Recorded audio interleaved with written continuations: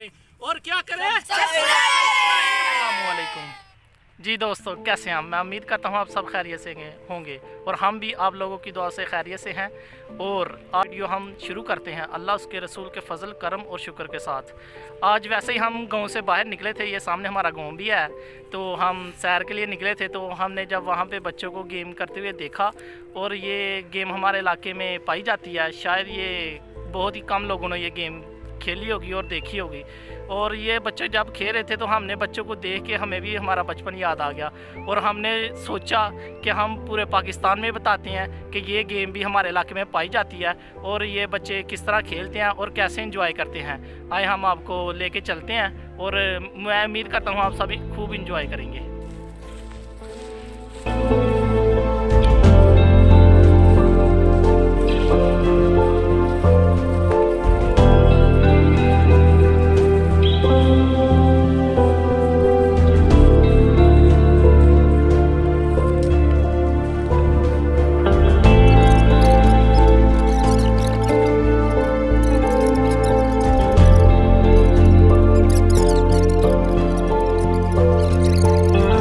Finally पहुंच चुके हैं। ये आप देख सकते हैं, इस गेम का नाम है बाडी, इसको बोलते हैं बाडी।